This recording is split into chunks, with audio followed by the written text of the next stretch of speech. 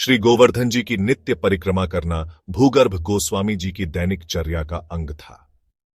किसी भी परिस्थिति में बाबा परिक्रमा का नियम छोड़ते नहीं थे। एक दिन आप प्रेम मग्न होकर श्री कृष्ण नाम जपते हुए परिक्रमा कर रहे थे कि एक शिला से आपका पैर टकरा गया। पैर से रक्त की धारा बहने लगी थी। पीड़ा अधिक होने से चल नहीं पा रहे थे।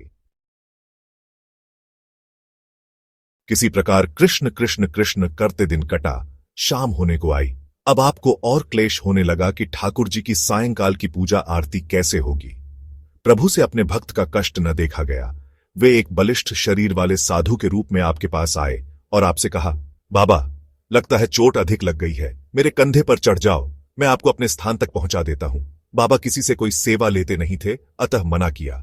पर मना करने के बावजूद साधु रूप वाले श्री कृष्ण आपको कंधे पर बिठाकर कुटी तक छोड़ गए। जब आपने उन्हें धन्यवाद देना चाहा तो वे अंतर्धान हो चुके थे। अब आपको यह समझने में देर न लगी कि मेरे आराध्य श्री ठाकुर जी ही साधु के वेश में मुझे कंधे पर बैठाकर यहां तक लाए थे। अब तो आपके दुख का पारावार न रहा। आप यह सोच सोच कर रोने लगे कि मुझसे तो श्री ठाकुर जी की सेवा हो न सकी, उल्टे मैंने ही उनसे सेवा करवा ली।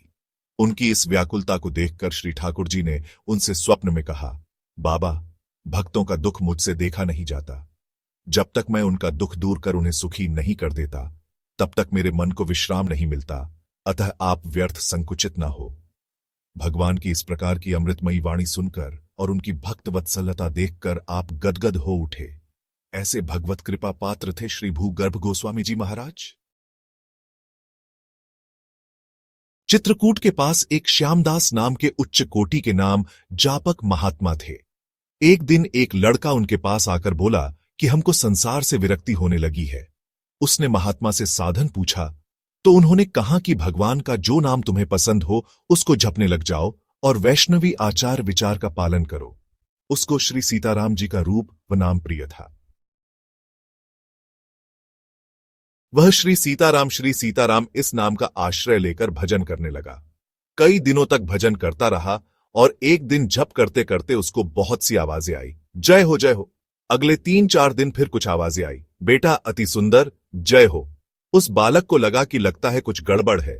वह बालक श्यामदास जी के पास आकर सारी बात बताकर बोला, संत जी, क्या मुझसे कोई अपराध बन रहा है या किसी तरह की बीमारी है?